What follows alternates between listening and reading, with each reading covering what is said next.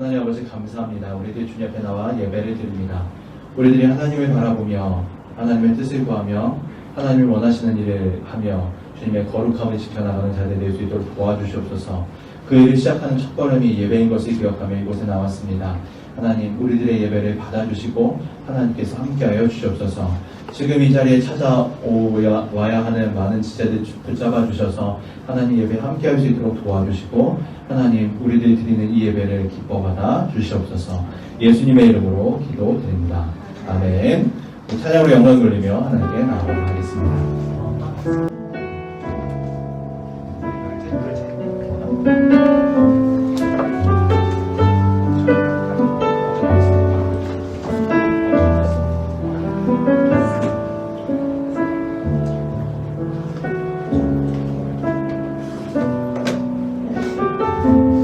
네, 2020년 8월 16일 중고등부 예배를 시작하겠습니다. 오늘도 변함없이 주일을 기억하고 이 자리에 나온 여러분을 축복합니다. 코로나로 인한 상황이 더 안 좋아져서 집에서 예배드리는 사람들 있을 텐데 우리가 어떤 상황이 오고 어디에 있어도 한마음으로 주님을 예배할 수 있기를 소망합니다. 그리고 우리의 마음을 드리며 함께 찬양했으면 좋겠습니다.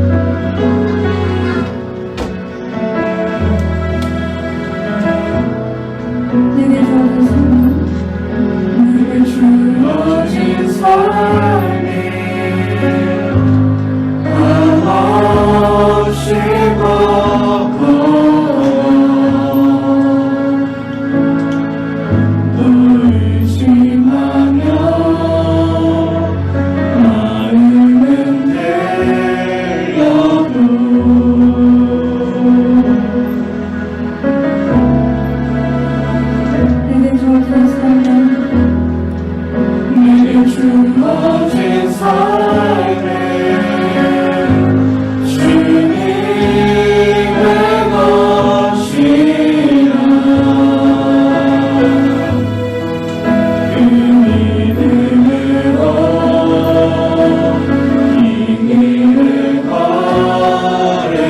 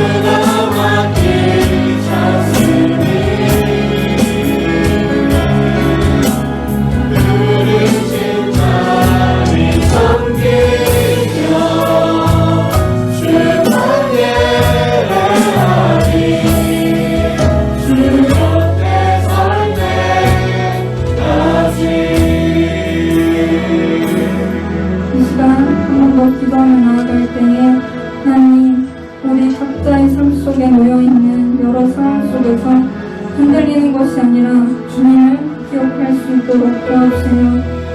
힘들겠지만 어떤 상황에서도 주님이 우리를 부르신 그 자리에서 사랑하고 섬기고 순종하도록 힘쓰는 저희들이 될 수 있도록 도와주세요. 이렇게 기도하며 나아가겠습니다.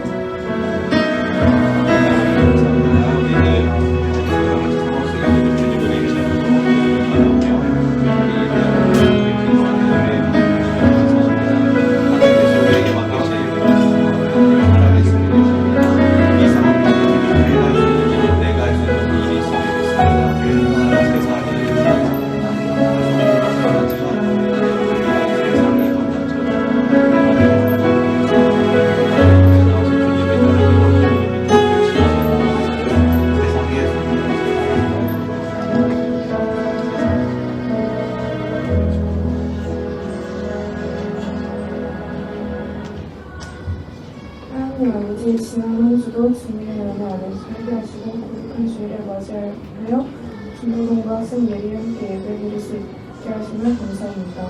현재 코로나로 인해 많이 힘들어하는 와중에도 하나님께서 저희를 붙잡혀 주시고 누리시고 더 은혜 받을 수 있도록 도와주세요. 예수님의 이름으로 기도드리겠습니다. 아멘.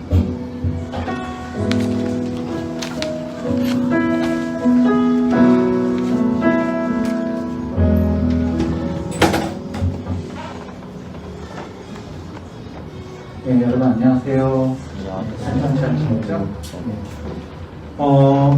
지금 현재 예배는 저희가 유아부실에서 오전 9시 30분에 드리고 있습니다. 여러분, 정부에서 코로나 위기 대응 2단계를 지금 진행하고 있기 때문에 교회에서도 정규 예배 외에 소모임이라든가 식사 제공을 현재 하고 있지 않습니다. 따라서 오늘 중고등부 목장 모임도 예배 끝나고 간략하게 모여서 얘기 나누는 정도로만 하고 마치도록 그렇게 하겠습니다. 일단 마스크 쓰는 게 가장 중요할 것 같아요. 여러분 이제 모임 하든 찬양을 부르든 마스크 쓰는 거에서 꼭 지켜주시기 바랍니다. 예배전 기도 모임 계속하고 있습니다. 9시 15분 다시 한번 강조드리지만 교사님, 목자님들 15분을 상기 기도하고 시간을 또 이제 광고할 것도 같이 나누고자 하니까요. 참여해 주시기 바랍니다.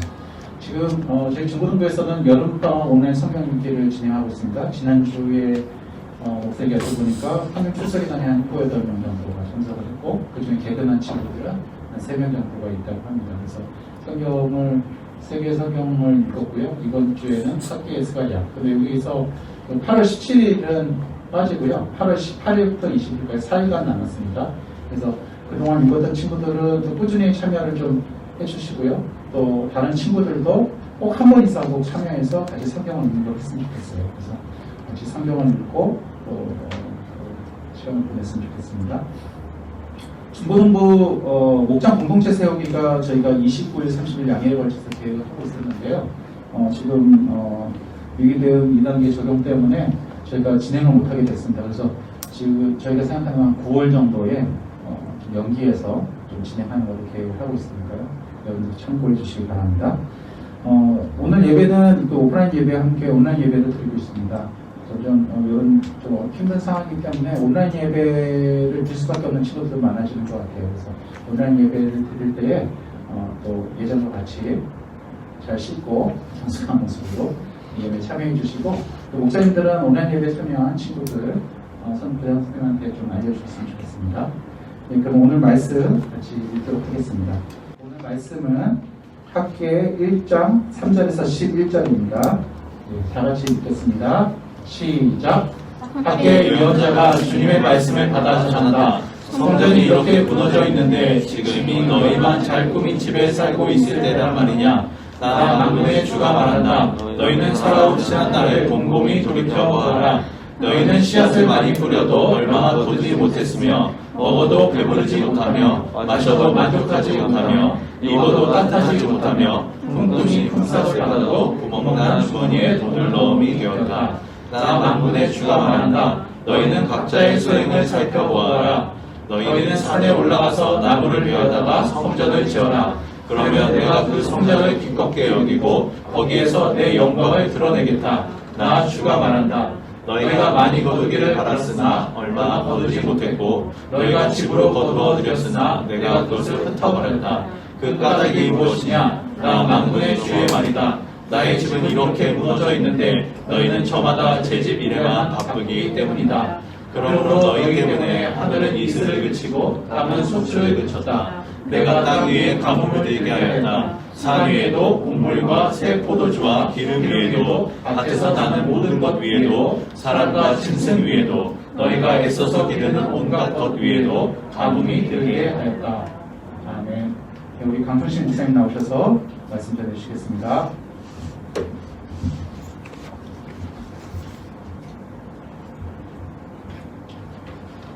네, 하나님께 드리는 헌금을 위해서 기도하고 함께 말씀 보도록 하겠습니다.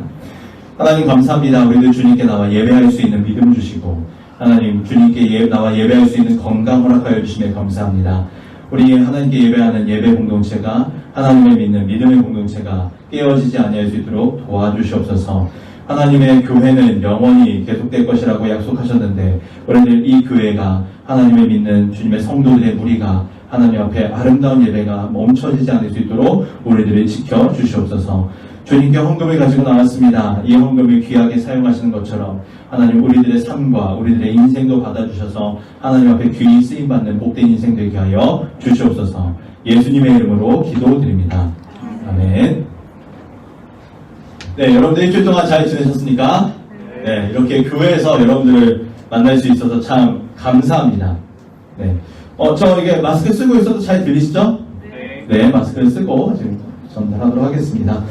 지금 광고 드린 것처럼 함께 성경 읽기를 하고 있습니다. 온라인을 통해서 하고 있는데 생각보다 여러분들이 잘 참여해 주시고 또 여러분들이 그 온라인 스마트폰에 다루는 게 훨씬 저보다 익숙하셔서 어려움 없이 아주 잘 진행하고 있습니다. 감사합니다. 그래서 원래 에스라부터 에스더까지 성경 읽기를 하려고 했는데 에스더까지 다 읽었어요. 지난주에 에스더까지 다 읽고 그래서 이번 주에 어떻게 할까 생각하다가 같은 시기에 쓰여져 있던 선지서가 있습니다. 그게 학개 스가랴서입니다. 학개서와 스가랴 선지서. 여러분 이름은 들어봤지만 한 번도 읽어본 적은 없을 거예요. 사실 학개 스가랴서를 잘 읽게 되지 않는데 학개 스가랴서를 함께 읽어보려고 생각합니다. 그리고 우리들이 계속 나누고 있는 주제 예배에 대한 것과 부합되는 말씀이기 때문에 함께 오늘 말씀을 전하고 학개서 스가랴서 개관의 말씀 드리도록 하고 또 내일 화요일부터 성경 읽기를 하려고 합니다. 학개서와 스가랴서 말씀을 가지고 전할 때에 오늘 제목은 예배 6번째 먼저 성전을 세우라. 먼저 성전을 세우라 라는 제목으로 같이 말씀을 드리도록 하겠습니다. 우리들 지난주에 말씀드린 것처럼 이스라엘은 2개의 나라로 솔로몬 이후에 2개의 나라로 분열이 됐습니다. 그것을 분열왕국이라고 합니다. 분열왕국 때 일했던 선지사들은 이렇게 있습니다. 이사야, 예레미야, 호세아, 요엘, 아모스, 오바댜, 요나미가, 나훔, 하박국, 스바냐. 선지서들 잘 읽지 않기 때문에 좀 어렵긴 한데 이사야부터 스바냐까지는 분열왕국 때 예언했던 선지자들입니다. 내용은 이렇습니다. 북이스라엘과 남유다의 죄악으로 인한 심판을 경고하고 회개를 촉구했습니다. 돌아와라, 돌아와라, 돌이켜라, 돌이켜라. 계속 이것을 강조했던 것이 선지자들입니다. 그런데 이스라엘과 남유다가 돌이켰을까요? 안 돌이켰을까요? 결국 하나님의 경고를 무시하고 자기 마음대로 살다가 자기 죄들 때문에 망했습니다. 망해서 그들이 북이스라엘을 먼저 망해서 다 흩어져버렸고 남유다는 바벨론으로 끌려가게 되었다. 이게 지난주에 말씀드렸던 건데요. 그렇게 포로 시대에 기록됐던 선지자가 다니엘과 에스겔서입니다. 포로지에서 쓰여진 선지자들 이야기입니다. 오늘 우리가 볼 학개 스가랴 말라기는 포로 귀환 이후에 그렇게 70년이 기한이 지난 다음에 다시 돌아와서 돌아온 이스라엘 공동체에 선포한 하나님의 말씀, 그게 학개 스가랴 말라기입니다. 구약 성경의 가장 마지막에 있는 성경들이죠. 오늘 우리가 볼 것은 이 학개 스가랴 말라기. 말라기서까지는 좀 기한이 좀 뒤에 있어서 보지 않고요. 학개서와 스가랴서를 보려고 합니다. 이스라엘 백성들이 처음으로 돌아와서 수룹바벨과 함께 1차 귀환을 해서 가장 먼저 했던 게 뭐라고 그랬나요? 기억나시나요? 성전 짓기. 네, 성전을 다시 짓는 겁니다. 완전히 무너져서 폐허가 되어버린 땅에 하나님의 성전에 다시 짓는 것이 수룹바벨과 함께 온 5만 명의 사람들이 가장 1차적으로 가지고 있었던 목적이었습니다. 그런데 처음에는 열심히 성전을 건축했습니다. 정말 기쁘게 하나님께 성전에 털을 놓은 것으로 기쁨의 영광의 모습을 돌리고 서로 찬양하고 기뻐하면서 하나님께 감격의 눈물, 또 해안의 눈물을 흘리기도 했습니다. 그런데 성전 짓는 것이 하루, 이틀, 시간이 조금씩 지나면서 성전 짓는 것이 쉬웠을까요? 어려웠을까요? 어려워졌습니다. 성전 건축이 중단되기 시작됐습니다. 성전 건축하기 위해서 갔지만 여러 가지 많은 일들 때문에 성전 건축이 중단됐어요. 성전 건축이 중단된 여러 가지 이유들이 있습니다. 현실적인 여러 가지 이유들이 있어요. 첫 번째는 자신들이 집을 짓고 농사 짓는 일이 매우 바빴습니다. 생각해보면 다른 곳에서 50년, 길게는 70년 지난 뒤에 땅에 돌아왔습니다. 할 일이 많을까요? 적을까요? 당연히 많죠. 집도 져야 되고, 밭도 그냥 황폐하게 됐으니까 돌도 골라야 되고, 잡초도 뽑아야 되고, 할 게 얼마나 많겠어요. 해야 될 일도 너무너무 많았습니다. 자기들이 할 일이 너무 바빴어요. 현실적인 이유죠. 성경이 이렇게 말합니다. 나의 집은 이렇게 무너져 있는데 너희는 저마다 제 집 일만 바쁘기 때문이다. 자기 일이 굉장히 바빴습니다. 그래서 성전 건축을 하고 싶었지만 시간이 안 돼서 혹은 에너지가 딸려서 혹은 뭐 자원이 부족해서 여러 가지 현실적인 이유들이 분명히 있었습니다. 두 번째, 성전 건축이 중단된 이유는 그 지역을 차지하고 있던 사람들의 갈등이 있었습니다. 이제 길게는 70년, 짧게는 50년 만에 돌아왔거든요, 사람들이. 그럼 그 사람들이 없는 동안에 그 땅이 어떻게 되어 있었을까요? 동물만, 야생동물만 있는 뭐 비무장지대처럼 아무도 못 들어가고 그랬을까요? 아니겠죠? 원래 다른 이스라엘 백성들 때문에 들어가지 못했던 이방인들이 옳다구나, 이제 완전 우리들 차지구나 하면서 다 들어와 살았을 거잖아요. 그렇게 50년, 70년이 지났습니다. 그리고 나서 이스라엘 백성이 가서 야, 내 땅 내놔 라고 했을 때 갈등이 있을까요, 없을까요? 당연히 있죠. 야, 내가 여기서 50년 혹은 70년을 살았는데 이제 와서 땅을 내놓으라니 이게 무슨 소리야, 말이야 방구야 하면서 갈등이 생겼습니다. 성경이 이렇게 말합니다. 그들은 고문관들을 매수하면서까지 성전을 짓지 못하게 하였다. 이러한 방해는 페르시아 왕 고레스가 다스리던 모든 기간뿐만 아니라 페르시아 왕 다리우스가 통치하던 때까지 이어졌다. 고레스 때부터 다리우스 때까지 몇십 년간 지속적으로 계속해서 반복해서 그 지역에 있던 사람들과 갈등이 있었습니다. 이렇게 계속적인 갈등이 있으니까 현실적으로 성전 건축하는 게 어려움이 있는 거예요. 어떤 사람들 돈을 매수해서 방해까지 하니 그것이 어려워졌던 겁니다. 성전 건축이 중단된 현실적인 이유들 세 번째는 뭐냐면 비슷한데 이웃 민족들과 그 지역을 담당하는 페르시아 관료들의 반대가 심했습니다. 그 성전이 세워지고 이스라엘 백성들이 돌아와서 그 땅에 정착해서 살면 당연히 거기서 살고 있던 사람들의 기득권이 없어지잖아요. 뿐만 아니라 관료들도 그냥 이방인들 자기들이 마음대로 부릴 수 있던 사람들이었는데 자기들의 자체 세력을 가진 자체 세력을 가진 민족이 서서 공동체를 만들기 시작하면 통치가 어려워집니다. 그래서 관료들이 그것을 반대합니다. 에스라 4장을 보면 르훔과 심세 서기관과 동료 관리들은 아닥사스다 왕의 편지를 읽고 곧 예루살렘으로 올라가서 유다 사람들이 일을 하지 못하도록 무력을 써서 막았다. 여기서 말하는 르훔, 심세, 서기관, 동료 다 관료들을 말해요. 페르시아에 있는 관료들. 관료들이 일을 하지 못하도록 방해했다라고 이야기합니다. 성전 건축이 중단된 현실적인 이유들이 있어요. 내가 너무 바빠서. 두 번째, 이웃들과의 갈등이 있어서. 세 번째, 정부의 방침이 있어서. 그렇기 때문에 성전 건축이 중단되었습니다. 그런데 이러한 상황들은 지금 우리의 상황과 너무 비슷한 것 같아요. 지금 우리들이 겪고 있는 상황. 예배를 왜 못 드립니까? 너무 바빠서. 현실적인 이유예요. 시험 때문에, 학원 때문에, 바빠서. 내가 공부 너무 열심히 해서 피곤해서. 아니면 게임하다가 여러 가지 친구들 만나는데 다른 내가 시간이 없어서. 내가 예배 드리지 못한 현실적인 이유는 있습니다. 그런데 하나님은 그것이 이유가 되지 않아요. 하나님께서 이스라엘 백성들에게 하신 말씀이 뭡니까? 너희는 먼저 성전을 지어라 라고 얘기합니다. 내 집은 이렇게 황폐해졌는데 너희들 예배는 지금 드리지 않는데 나를 바라보는 민족이라고 말을 하면서 너희들은 네 일에만 너무 바쁘다. 먼저 성전을 지어라. 우리들에게 이야기하면, 우리들 식으로 하면 너희는 먼저 예배를 회복해라 라고 말씀하십니다. 현실적인 이유 두 번째도 있죠. 이웃과의 갈등이 있어요. 이스라엘 민족들도 이웃과의 갈등이 있었습니다. 우리들도 지금 이웃들과의 갈등이 있는 거잖아요. 갈등이 있죠. 내가 엄마의 잔소리를 들어가면서까지 예배 나오는 거 굳이 내가 그렇게까지 해야 되나? 부모님이 걱정하는데 그런 갈등을 겪어가면서까지 내가 예배를 나와야 되나? 아니 주위 사람들이 나에게 눈치를 주는데 그런 것까지 내가 감당하면서까지 예배를 나와야 되나? 에이 안 가지 안 하지 안 하는 게 더 편하고 쉽고 빠른데 라는 그런 갈등이 있습니다. 그런 갈등을 우리가 예배를 포기하게 만들기도 합니다. 이스라엘 백성들도 현실적인 이유였어요. 지역 주민들과 갈등.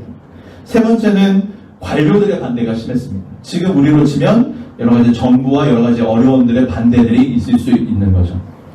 그런 것들이 분명히 성전 건축을 하지 못하는 100만 가지 이유를 댈 수 있습니다. 피곤하다, 힘들다, 돈이 없다, 안 된다, 어렵다, 이웃들과 갈등, 우리는 하나님의 사람인데 갈등이 일어나서 안 된다, 정부의 지침이 있다, 여러 가지 많은 이유들이 있을 수 있는데 하나님은 그럼에도 불구하고 이야기하는 건 너희는 성전을 지으라는 거예요. 우리가 오늘 읽은 말씀이죠. 너희는 산에 올라가 나무를 베어서 성전을 지어라. 너희가 성전을 지으면 나는 그 성전을 기쁘게 받을 것이다.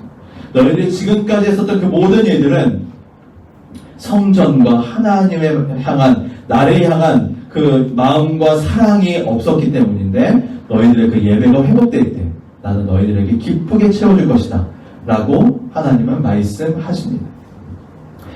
학계에서는 그래서 하나님의 성전이 그렇게 중요하다는 것을, 하나님을 향한 말씀에, 하나님을 향한 예배가 중요하다는 것을 이야기합니다.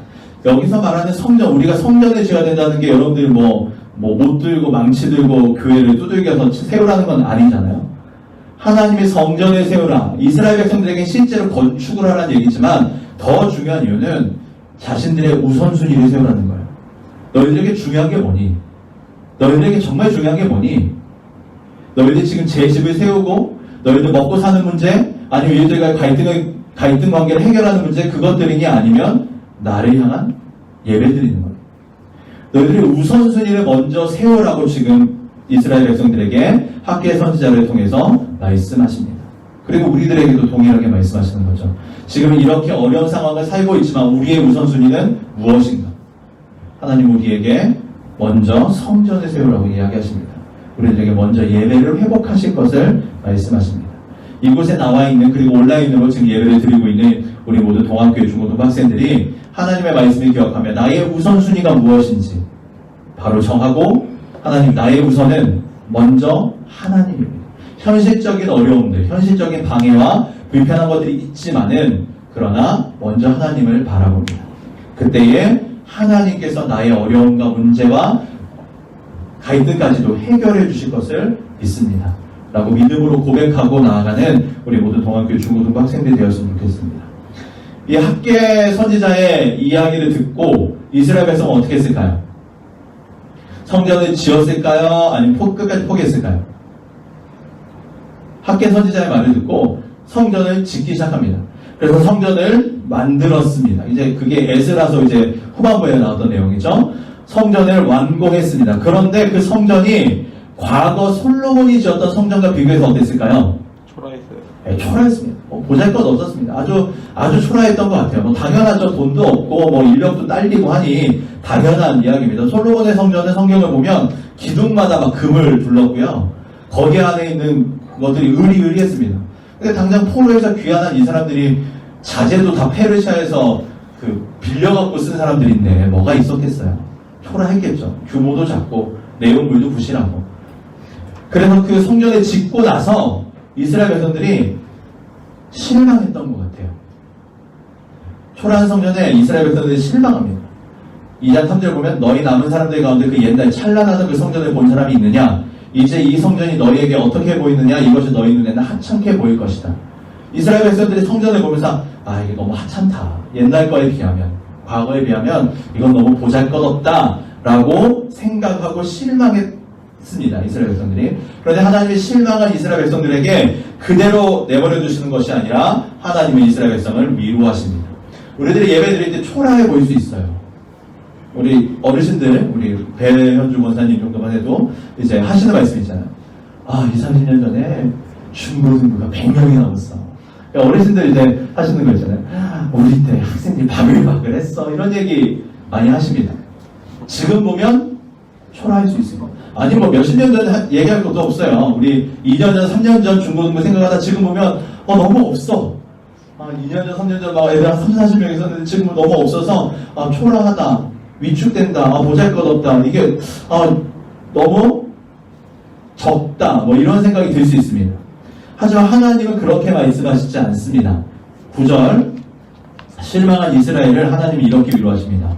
같이 한번 읽어볼까요? 시작. 그 옛날 찬란한 그 성전보다는 지금 짓는 이 성전이 더욱 찬란하게 될 것이다. 나 만군의 주가 말한다. 내가 바로 이곳에 평화가 깃들게 하겠다. 나 만군의 주의 말이다. 과거 그 옛날 찬란한 성전보다 솔로몬이 지었던 성전입니다. 솔로몬이 지었던 성전보다 지금 짓는 이 성전 더욱더 찬란하게 될 것이다 라고 하나님이 약속하십니다. 그런데 결과적으로 지어놓은 성전 찬란했을까요? 아니요, 보잘것 없습니다. 성경 열왕기상을 보면 솔로몬 성전 지어지고 하나님께 성전을 봉헌했을 때 하나님의 영광이 가득해서 구름이 빽빽하게 들어찼습니다. 하나님의 임재, 구약에서는 구름이 하나님의 임재의 상징이었는데 그 구름이 가득 차 있었습니다. 그래서 사람들이 감히 그 성전에 들어가지 못했습니다. 두 번째 이 성전이 지어졌을 때 그런 일이 있었을까요? 없었을까요? 없었습니다. 이 두 번째 성전 봉헌식을 했을 때 그런 일은 없었어요. 그러니까 이스라엘 백성들이 생각할 때 하나님의 성전이 지어졌음에도 불구하고 하나님의 임재가 없어요. 이게 무슨 성전인가? 이게 무슨 예배인가? 초라하게 느껴질 수 있습니다. 그런데 하나님은 분명히 말씀하시죠. 지금 짓는 이 성전이 더욱 찬란하게 될 것이다 라고 말씀하십니다. 더욱 찬란하게 될 성전은 무엇일까요? 더욱 찬란하게. 물론 규모나 여러가지 재정이나 너비나 여러가지 봤을 때 되게 초라했거든요. 근데 하나님은 더 찬란해진대요. 이 성전이. 그것은 참 성전 되시는 예수님을 이야기합니다. 이 성전 보잘것없는데 너희들이 지은 이 성전은 보잘것없지만 정말 진짜 성전이신 예수님이 오면 과거의 솔로몬의 성전 그건 아무것도 아니야. 정말로 하나님의 영광이 나타나는 성전은 예수님이다 라는 것을 이야기합니다. 예수님은 그것을 자신이 참 성전 되신다는 것을 여러 번이나 말씀하십니다. 요한복음은 아주 구체적으로 직접적으로 이야기하십니다. 요한복음 2장 19절 예수께서 그들에게 말씀하셨다. 이 성전을 허물어라. 그러면 내가 사흘 만에 다시 세우겠다 말씀하십니다. 21절을 같이 한번 읽어볼까요? 시작. 성전이라고 하신 것은 자기 몸을 두고 하신 말씀이었다. 예수님이 다시 사흘 만에 부활하실 것을 염두에 두시고 하신 말씀인데 성경이 이렇게 말하고 있습니다. 예수께서 성전이라고 한 것은 자기 몸을 두고 하신 말씀입니다. 예수님은 자신이 하나님이 참된 성전이라는 것을 분명히 아셨습니다. 성경은 그것을 기록하고 있고요. 학개와 스가랴서가 계속해서 강조하고 있는 성전을 세우고 성전을 짓고 성전에서 일하고 성전에서 예배하는 그 모든 것들의 중심은 예수 그리스도로 연결됩니다. 그래서 학개와 스가랴가 그렇게 성전을 강조한 거예요. 학개와 스가랴를 통해서 하나님의 성전을 세우고 성전에서 하나님의 예배하는 것을 강조하신 이유는 진짜 성전, 지금 이 규모에 있는 조그만 건축물 성전 말고 앞으로 너희가 만나게 된 진짜 성전이신 예수 그리스도를 통해서 지금과는 비교할 수조차 없는, 지금은 상상할 수조차 없는 하나님의 영광을 보게 될 것이고 하나님의 은혜를 얻게 될 것이라고 이야기를 합니다. 그래서 하나님이 우리에게 먼저 성전을 건축하라, 먼저 성전을 세우라 라고 했을 때 현실적인 문제들이 있지만 하나님의 말씀하신 참된 성전 예수님을 향한, 예수 그리스도를 향한 우리들의 마음과 생각을 다시 한번 우선순위를 정해서 모든 일을 할 때 예수님 중심과 예수님이 원하시는 일들로 하는 것이 필요합니다. 먼저 성전을 건축해라 라고 하셨을 때에 하나님의 말씀은 예수님의 말씀과 일맥상통합니다. 너희는 먼저 성전을 세워라. 예수님이 이렇게 말씀하셨어요. 같이 한번 읽어보겠습니다. 시작. 너희는 먼저 하나님의 나라와 하나님의 의를 구하여라. 그리하면 이 모든 것을 너희에게 더하여 주실 것이다. 오늘 학개서의 말씀은 예수님의 이 말씀과 같습니다. 너희들은 성전을 세워라. 그러면 그 성전에서 있는 모든 일들, 우리가 아까 읽었던 땅이 황폐하고 이렇게 이런 말씀이 있었잖아요. 반대로 성전을 먼저 세워서 하나님의 영광을 바라보면 너희 땅은 기름질 것이고 너희의 주머니는 가득 찰 것이고 이런 말씀을 반대로 하신 거거든요. 예수님의 말씀도 너희는 먼저 하나님의 나라와 의를 구하여라. 그러면 나머지 것들은 너희에게 더 하여 주실 것이다 라고 말씀하십니다. 그러므로 우리에게 지금 필요한 건 현실적인 것들이 아니라 먼저 우선순위를 세우는 겁니다. 먼저 성전을 세우고 우리 예배를 바로 세우고 하나님이 원하시는 일들을 하며 예수 그리스도에 집중하는 겁니다. 그럼 이렇게 물어볼 수 있겠죠. 이스라엘 백성들은 성전을 세운다는 게 진짜 뚝딱뚝딱 건설하는 거지만 우리는 어떻게 성전을 세우겠습니까? 나는 어떻게 성전을 세운다는 것이 무엇입니까? 라고 했을 때 우리는 성전을 세운다 라고 했을 때 이렇게 이해하시면 될 것 같아요. 참 성전이신 예수님 안에서 나 또한 성전 된다는 것을 기억하면서 거룩해지길 소망하고 거룩한 것을 힘쓰는 겁니다. 성경은 우리도 이제 우리 안에 성령이 거하심으로 거룩한 성전이 되었다라고 이야기합니다. 예수님이 참된 성전이시고 예수님을 믿는 우리들은 우리 안에 성령이 거하심으로 우리도 하나님의 거룩한 성전 되었다라고 이야기합니다. 그렇기 때문에 이제 나도 참 성전이신 예수님 안에서 성전 되었기 때문에 주님 따라 거룩한 삶을 살겠습니다. 거룩함을 소망합니다. 라고 힘쓰고 애쓰고 바라면서 살아가는 것입니다. 그것이 성전을 세우는 첫 번째입니다. 우리가 성전을 세우는 두 번째는 무엇이냐면 함께 성전된 우리 공동체를 사랑하고 믿음으로 섬기는 겁니다. 성경은 내가 성전인 것처럼 우리가 함께 모여있는 우리 연합도 성전이라고 이야기합니다. 너희들이 함께 연합하여 거룩한 몸을 세우라라고 이야기합니다. 그러므로 함께 성전된 우리 공동체 동학교회 중고등부를 사랑하고 믿음으로 섬겨나가는 것이 성전을 세우는 일입니다. 두 가지를 말씀드립니다. 첫 번째, 개인의 경건, 개인의 거룩. 두 번째, 공동체의 아름다운 연합, 믿음과 사랑으로 공동체를 섬기는 것. 이 두 가지가 성전을 세우라는 하나님의 명령에 우리가 반응하는 것입니다. 여러분들이 일주일을 살아가면서 이 두 가지 반응을 보여주셨으면 좋겠습니다. 내가 나의 거룩함을 지키면서 살려고 애써보시고, 두 번째, 이 교회 공동체를 세우고 섬기기 위해서, 사랑으로 세우기 위해서 애써보셨으면 좋겠습니다.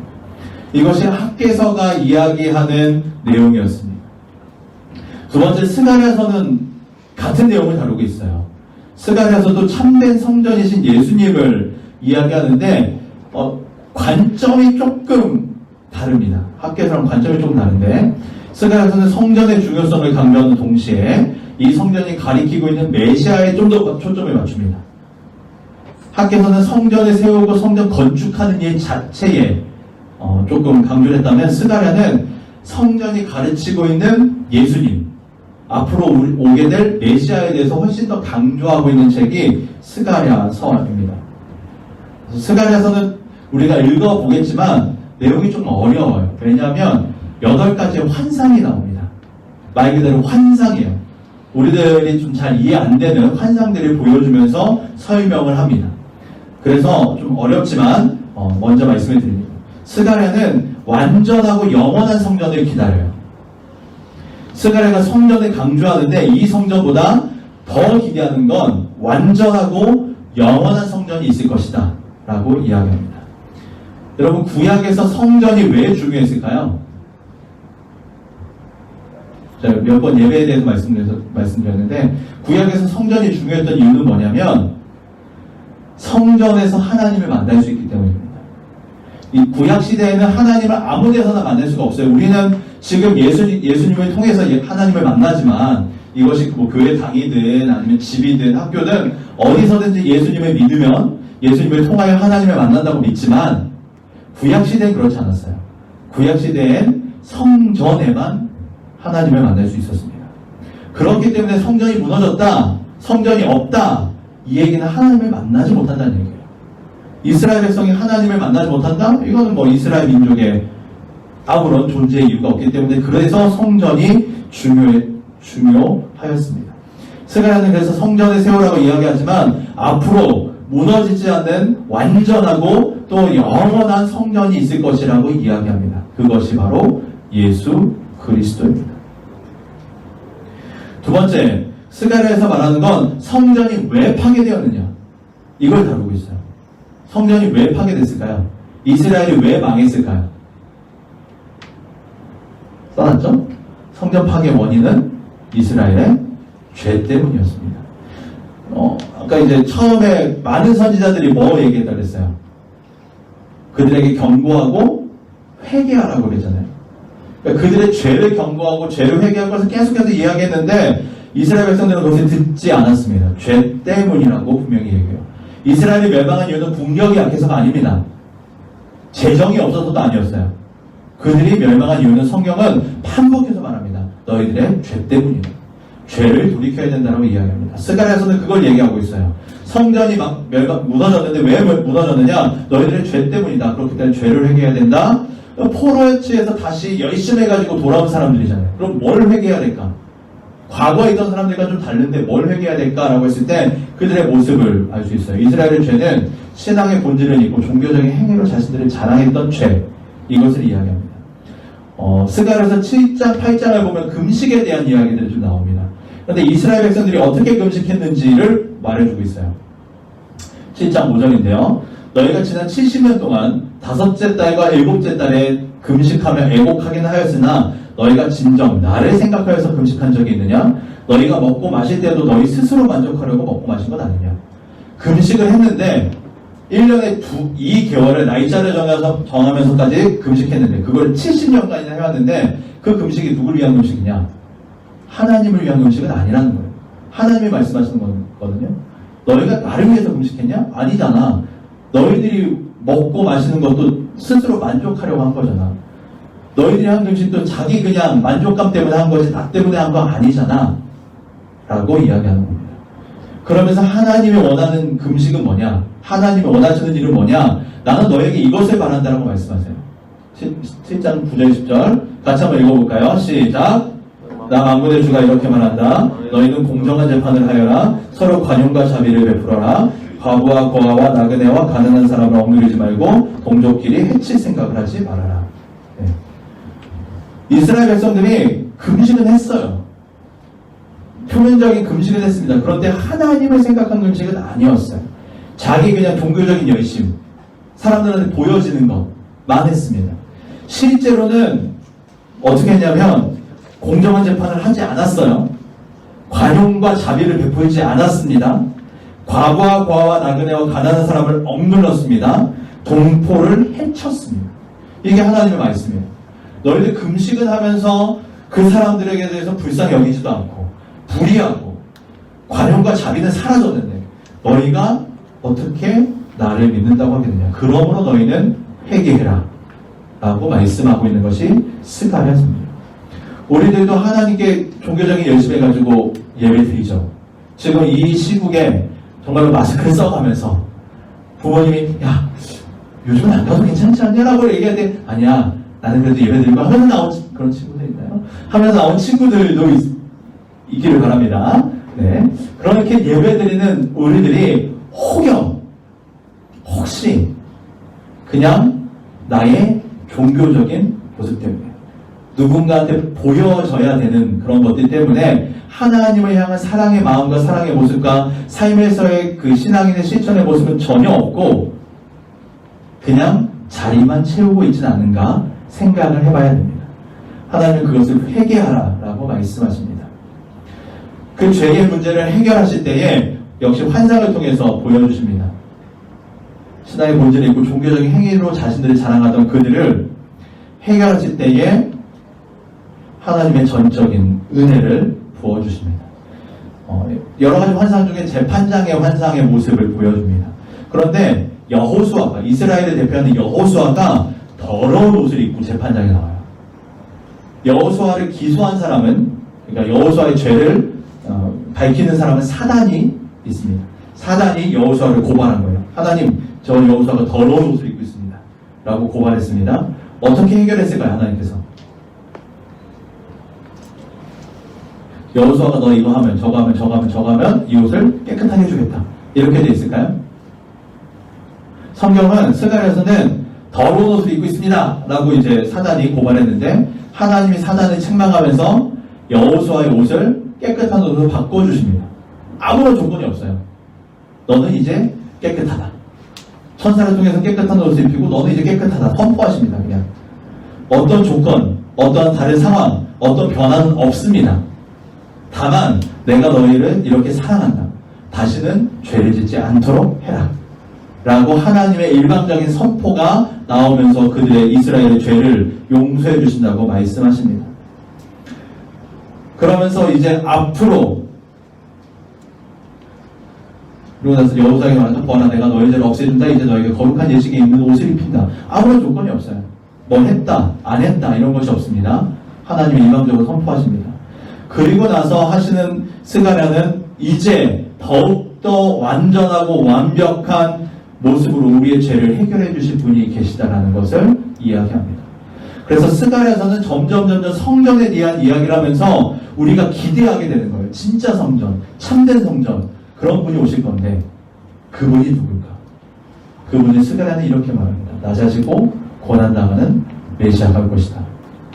겸손한 왕으로 오실 것이고 창에 찔리고 고난에 당할 것이고 목자가 되신 분이 올 것이다. 그리고 그분은 바로 예수 그리스도이다 라고 우리는 신약 성경을 통해서 스가랴, 말라기 다음에 마태복음을 통해서 예수님을 알게 되는 겁니다. 학계, 스가랴, 말라기는 그래서 성전에 대한 이야기를 하지만 참된 성전이신 예수 그리스도를 바라보게 만드는 성경입니다. 그런데 성경을 보면서 어렵다고 힘들다고 느껴지지만 이러한 관점을 가지고 성경을 읽으셨으면 좋겠고 이런 관점이 우리들의 일주일의 삶이 되었으면 좋겠습니다. 학계에서의 그 상황들에 혹시 나의 상황이진 않은가? 혹시 스가랴가 말하고 있는 그 모든 상황들이 나의 상황은 아닌가? 종교적인 열심은 있는데 삶에서의 모습은 전혀 신앙인 같지 않은 나의 삶의 모습. 혹은 하나님을 만나는 예배의 그 본질을 잃어버리고 그저 이곳에 나와 있는 장소로만의 성전을, 교회를 생각하고 있지는 않은지 돌아보게 됩니다. 그러면서 우리들이 점점 집중해야 될 것. 예수 그리스도. 예수님이 우리의 상황과 우리의 아픔과 우리의 어려움을 아시고 우리의 죄의 문제도 해결해 주신 예수님께서 우리의 지금 현실적인 어려움들까지도 맡길 때에 해결해 주신다는 것을 믿으면서 나아가는 우리 동안교회 중고등부 학생들이 됐으면 좋겠습니다. 그래서 참된 성전 되시는 우리의 죄의 문제를 해결해 주시는 그리고 낮아지고 고난당하는 겸손한 구원자 되시는 예수님을 향해서 우리의 마음을 고백하고 일주일 동안 주님을 집중하며 나아가는 우리들의 모습이 되기를 소망합니다. 함께 기도하겠습니다. 함께 기도할 때 두 가지 기도 제목 보시면서 기도했으면 좋겠습니다. 나의 우선순위를 다시 정하여서 예배를 우선하고 하나님의 뜻을 우선하게 도와주십시오. 이번 주 살아갈 때 예수님을 바라보며 예수님을 통하여 예수님이 주신 힘으로 하루하루를 살아갈 수 있도록 주님 나를 도와주십시오. 두 가지 기도 제목 놓고 함께 기도하며 나아가겠습니다. 하나님 감사합니다. 우리 말씀으로 하나님께서 먼저 성령에게 주신 말씀을 보며 우선 준비를 다시 주님께 나아갈 수 있도록 도와주옵소서. 나의 우선순위를 다시 정하여 예배를 우선하고 하나님의 뜻을 우선하는 나의 삶을 주님께 하여 주십시오.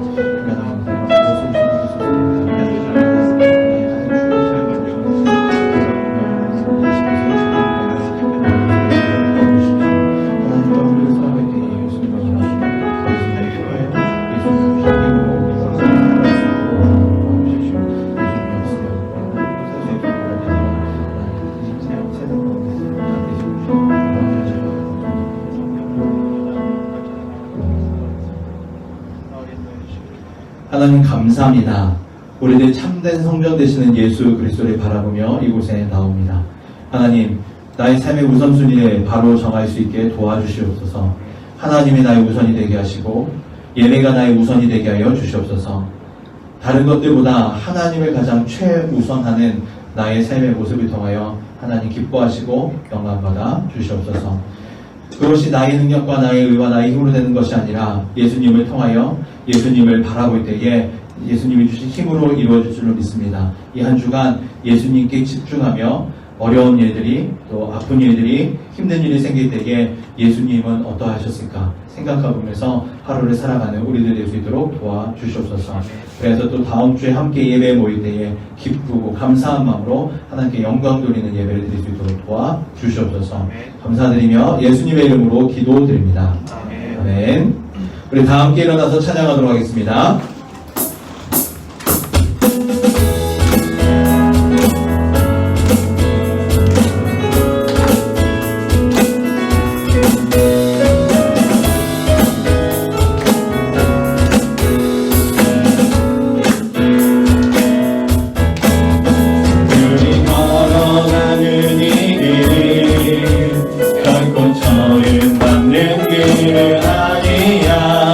수천 년 동안